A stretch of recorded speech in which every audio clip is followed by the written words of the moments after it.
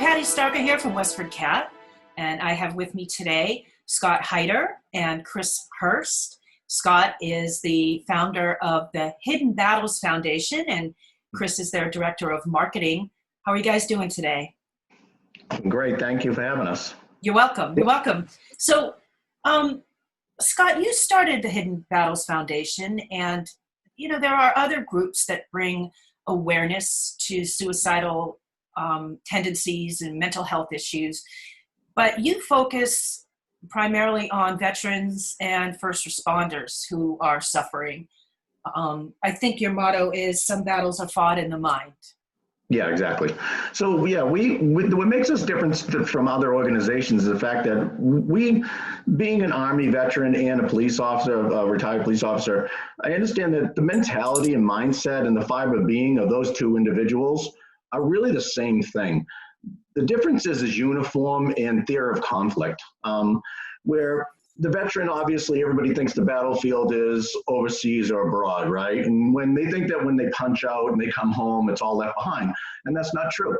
The same thing goes with our first responders, whether it be our firemen, our policemen, we incorporate nurses because I believe they're on the front lines too, prior to COVID. And our paramedics and EMTs. It's because of the fact that when you punch out of work and you take the uniform off, it's not clean slate. It still comes with you. And that's really, I noticed that. And I kind of directed all my focus on that because of just things that happened in my life and how I was affected by my brother Nicky's suicide. My brother Nick was a 20-year veteran of the corrections department. My brother suffered with post-traumatic stress. He suffered with depression and some substance abuse, and it eventually took his life. And so dealing with that, I said that there was really something we needed to do. I was dealing with my own depression from that. I was dealing with my own depression from high impact incidents that happened in Westford. So I really sat down and I said, something's got to be done. We need to, do some programs for this. I mean, there's a lot of programs out there for veterans. There's a lot of programs that are out there for certain individuals. But what makes us different is we're not clinical. We're therapeutic. We're activity driven. We're completely peer support. And that's what really makes us different than everybody else, I think. Well, it certainly is a great cause, and it certainly is very real. What kind of programs do you offer, and how would someone contact you guys to get some of those services? So the easiest way to sum up what we do as far as programs go is we will change our programs dynamically to catch the eye or the interest of different people. We do a couples cooking class because we don't just focus on the individuals themselves. We focus on them as a couple. We also do family group activities because we focus on that core of the family too. We feel that the family is impacted by this alone, also. But we do couples cooking class, and COVID's put a damper on that. We do family movie nights. We rent out Chunkies and we have a family movie. And by the way, all of our programs are free, 100% free. We fundraise all year long to make these programs free, to take that burden off the people who don't make enough money in the first place and have to get second jobs to just make ends meet. So we do that. We do individual stuff. We do yoga and therapeutic yoga and meditation for not only the individual themselves, but for their spouse. It's open to the wives and the husbands. We had so much lined up when COVID hit us.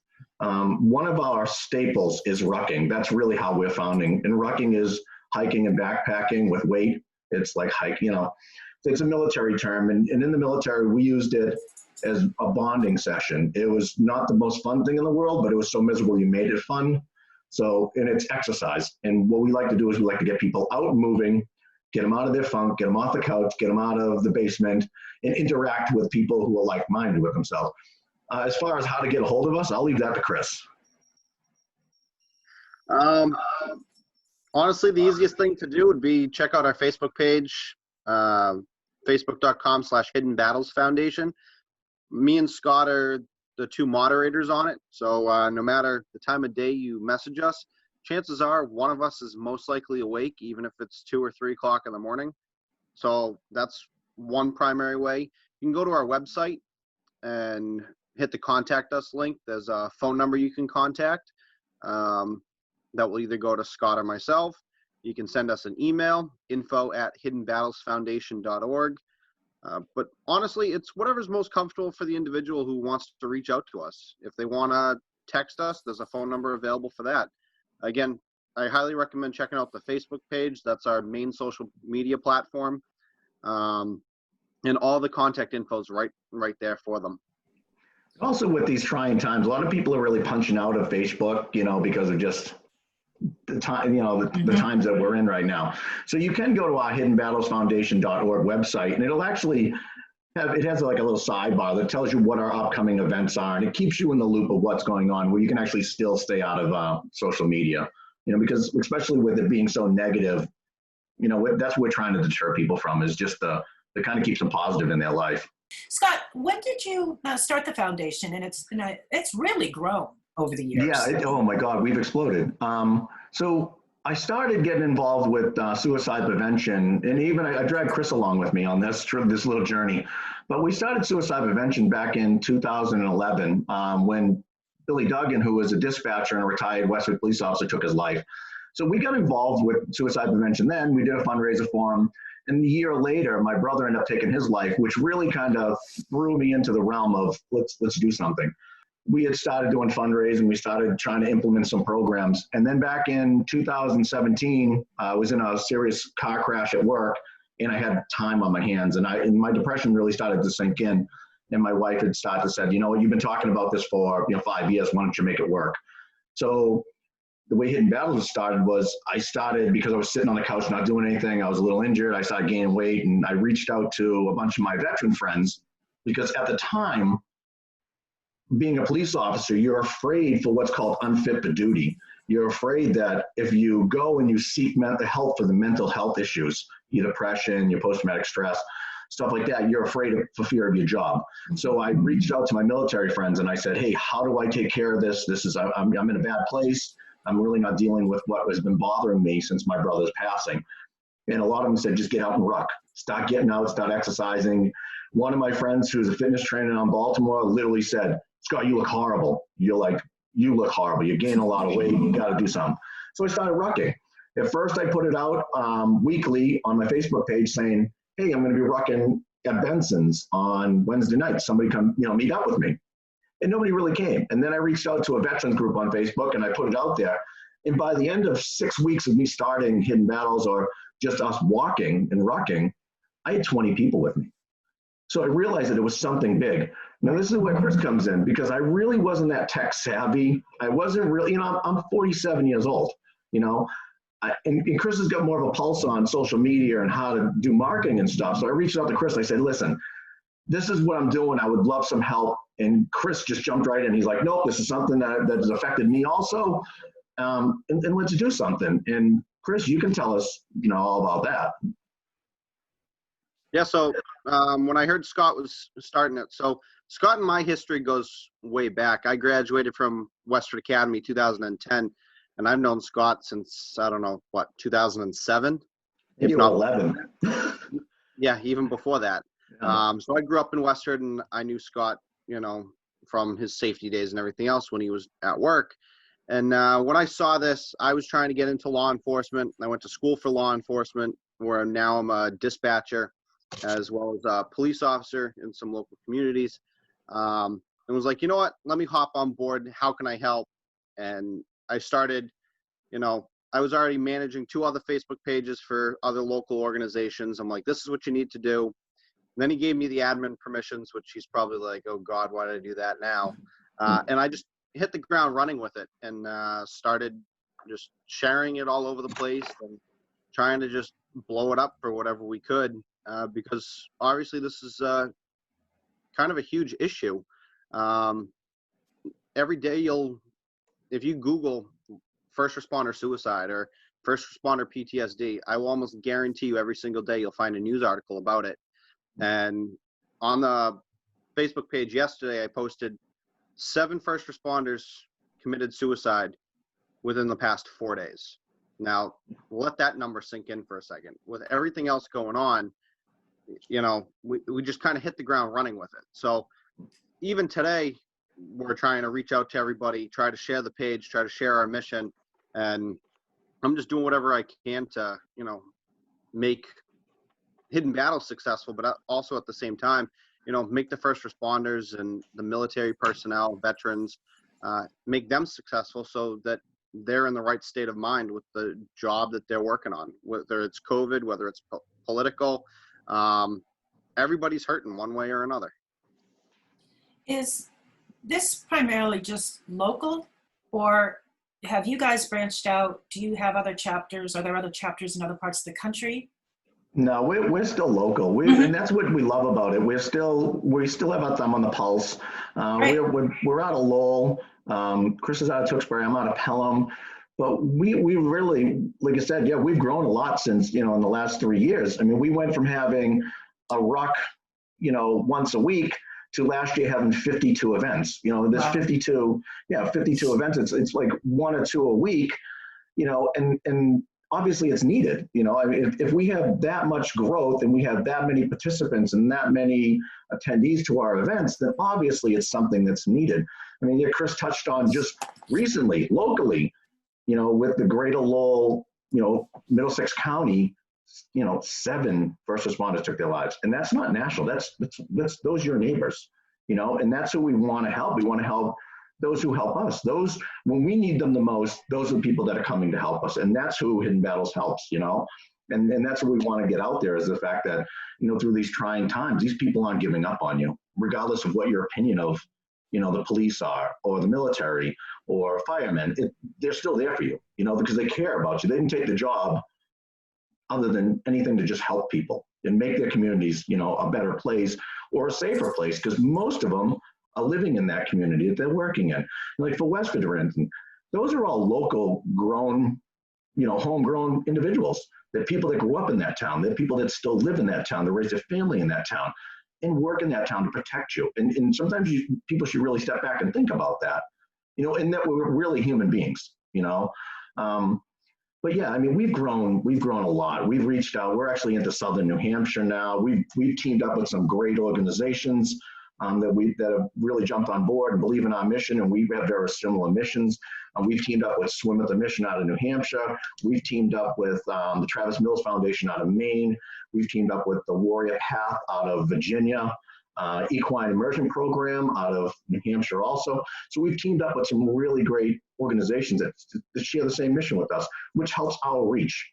I mean, it's to the point that, listen, we may not be what you need, but we'll get you those people that have what you need. And we have no problem with that, because that's what our mission is. Yeah, you guys really, really have grown a lot.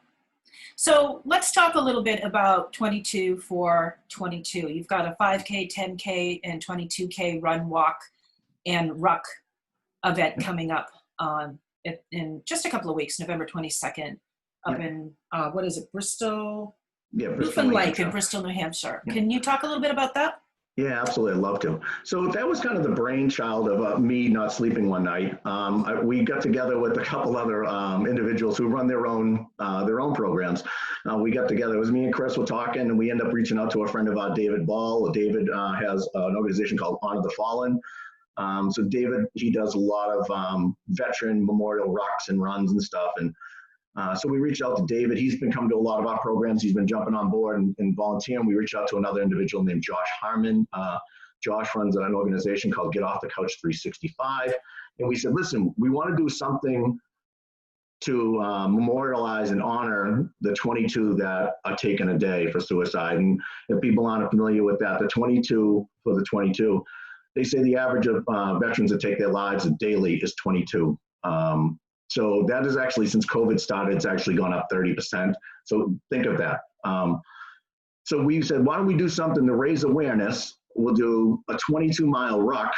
And when I said 22-mile, the other guys, David and Josh, they both were like, yes, this is right up our alley. Let's do this. Chris and I were like, oh, we're gonna have to train for this one. But so we said, why don't we do something that's gonna be high impact? We're gonna get, we'll do like high visibility. Why don't we ruck this with our backpacks? We're gonna throw in 22 pounds. We're gonna do it on the 22nd of November.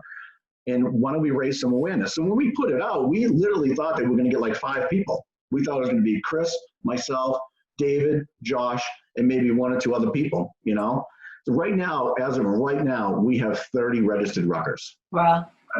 And then what we're going to do is we're going to start at, we have a friend that owns an Irish pub up there called Kathleen's Irish Cottage. We're going to leave hers. We're going to walk the perimeter of Newfound Lake, and we're going to come back.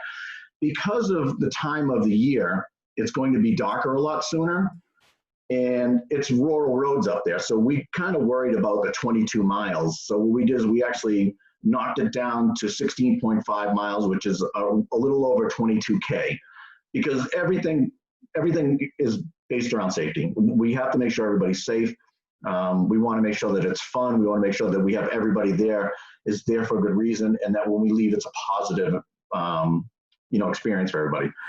So we knocked it down to a 22K, and everybody was on board with that. 'Cause like I said, safety is number one. Then we're going to end up back at Kathleen's, and we're going to have just an after get together. So that's really what that is. But, on the 11th, on November 11th, we usually, as Hidden Battles, we go and visit a couple different nursing homes, and we usually bring flowers and coffee and donuts to the veterans, because sometimes these veterans, the only time they get visitors is when we come on Veterans Day. But due to COVID, we can't go into nursing homes right now. So what we're going to do is we're going to have a memorial ruck on the 11th, it's free. You can come. We're going to leave Brothers Pizza on Broadway and Drake it. So we're going to leave there. We're going to go to the Veterans Memorial Park. We're going to pay tribute to the veterans there. We're going to leave. We're going to loop around to Specialist Boulay Park, who Specialist Boulay was in the National Guard. He was killed in action in Afghanistan. Then we're going to come back to Brothers, and we're going to hang out and mingle and, meet with each other. And we will have precautions for COVID, obviously. We want to have that experience where we're out as a community, but we will do it safe. We're definitely stressing the importance of social distancing and, exposure to other people and wearing a mask. So that's also another concern, but trust me, we're doing everything. We don't want to add to what's going on, the stress of everything else. So. Is there anything else you guys would like to mention? Just that we're here all the time. And when you think that you're in a dark place and you're all by yourself, you have to understand that everybody that's on our staff speaks the same language as you. We've been, I can tell you, I've been where they've been. I've been in my dark points. I've reached out for help. I've got help. I've been afraid to reach out for help, but it's something we got to do. Massachusetts has the first responder bill right now where you can't lose your job if you seek help for post-traumatic stress. So that's a key thing. If there's something we can't help you with, like I said, I expressed it before, we have a whole network of clinicians that can help people. We also have the programs, and we have peer support. We have people on our board that are peer support certified. They'll help you out. We have a clinician on our staff that'll help you out. So don't be afraid to reach out to us. And like I said, we are therapeutic. We're not clinical. We don't keep records. So if you reach out to us and want to talk, don't worry, you're not in any fear or jeopardizing your job or anything. Well, you guys are really doing some terrific work and much needed work. And I want to thank you for all that you are doing for the first responders and veterans in our community. No, thank you. We don't do it for praise. We do it just to help out those who, help us out. And like I said, there's always going to be a time when you're on your back looking up and you need help. And it's going to be one of the people that we help that are helping you or helping us. All right. Well, thanks again, guys. And good luck with the Ruck on the 22nd. And so it's hiddenbattlesfoundation.org. Yes. And also the Facebook page. Okay, guys. And if you're interested in signing up for the 22, it's a $5 entry fee that gets you food, and it's accountability for knowing that you're going to be there. You can find it on Eventbrite under events. But like I said, 22 for the 22. hiddenbattlesfoundation.org, or Facebook. You can find us on Hidden Battles and Instagram and all of this stuff. Great. Thanks a lot for joining me today, guys. Be safe, okay? Yeah, you too. Thank you. Patty. For WestfordCAT, I'm Patty Stalker.